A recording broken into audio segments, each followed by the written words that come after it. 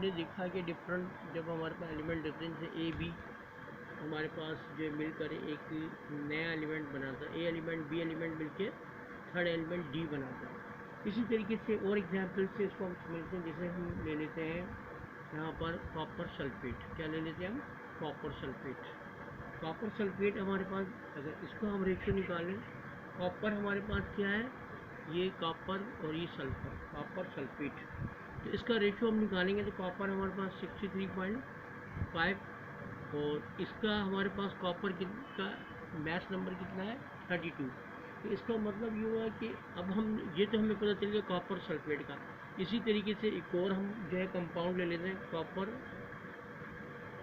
Oxide, copper oxide. अब copper का और ऑक्सीजन का हम देखेंगे तो हमारे पास क्या होगा, कॉपर वही 63.5 है और ऑक्सीजन हमारे पास कितना है 16।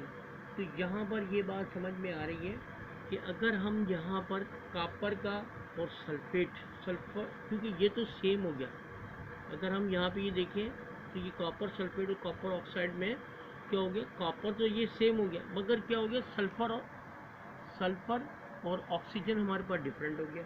अब सल्फर और ऑक्सीजन में हम क्या कर लेंगे कि इनका देखेंगे 32 इसका मैच नंबर है और इसका कितना 16। अब इसको मल्टीप्लाई करेंगे 61 और इसको 61 टू द 32 तो 2:1 बन जाएगा। तो इसका मतलब ये हुआ कि ये हमारे पास होल नंबर आ गया, क्या आ गया, ये होल नंबर आ गया। ये इसका मतलब यहाँ पर ये बात समझने की हो गई कि कॉपर सल्फेट और कॉपर ऑक्साइड में हमारे पास जो है वो एक एलिमेंट तो दो एलिमेंट तो सेम है मगर दो एलिमेंट क्या है, डिफरेंट है। तो इनका हमारे पास जो है क्या निकल आया है, इनका रेशियो निकल आया है जो सबसे कम रेशियो, जिसको हम होल मैश रेशियो कहते हैं, ये निकल आया है हमारे पास।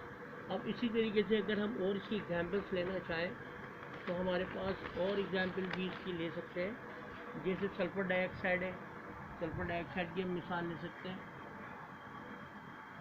सल्फर डाइऑक्साइड है हमारे पास, सल्फर हमारे पास कितना है 32 है और ऑक्सीजन भी हमारे पास कितना है 32, क्योंकि ऑक्सीजन को हम लाजमी हमारे पास ऑक्सीजन 16 है, 16 को 2 से मल्टीप्लाई करेंगे कितने हो जाएंगे 32, इसको कैंसिल करेंगे तो हमारे पास 1:1 आ जाएगा।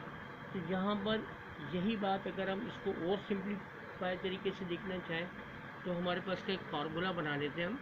वो फार्मूला क्या है इसका कि हमारे पास Ma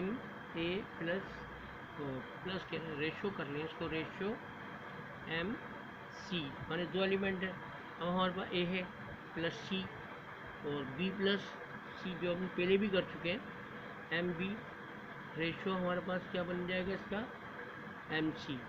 तो हम यहाँ पे कह सकते हैं कि A प्लस B, तो हमारे पास क्या हो जाएगा MA रेशो MB। इसका मतलब ये हो गया कि हमारे पास दो एलिमेंट है, एक एलिमेंट A है एक C है। अगर हम A और C को कंबाइन करेंगे तो वही हमारे पास क्या होगा, DL बन जाएगा। और अगर हम BC को करेंगे तो हमारे पास एक क्या एलिमेंट बनेगा, C बनेगा, E बनेगा, सॉरी M। हमारे पास जैसे B है और C है, हम BC को अगर हम मिलाएंगे तो हमारे पास क्या होगा, एक डिफरेंट एलिमेंट बनेगा। और अगर हम इन दोनों को मिलाकर हम काम करेंगे तो हमारे पास, क्योंकि डिफरेंट एलिमेंट है तो डिफरेंट एलिमेंट जब काम करते हैं तो वो एक नया एलिमेंट बनाते हैं। इस तरीके से हमने ये लॉ ऑफ रेसिप्रोकल प्रोपोर्शनल, जिसका मतलब क्या है, जिसका मतलब ये हुआ कि जब भी हम किसी दो एलिमेंट्स को कंबाइन करते हैं तो हमारे पास क्या होता है कि उसमें जो थर्ड एलिमेंट जो उसका सेम एलिमेंट मैच बनता है, उस मैच को हम क्या करते हैं कि उसको हम जब मल्टीप्लाई करते हैं कि दूसरे माने एलिमेंट से, तो उसका जो रेशियो होता है वो एक दूसरे से जब कंबाइन होता है तो वो एक थर्ड एलिमेंट बनाता है। ओके।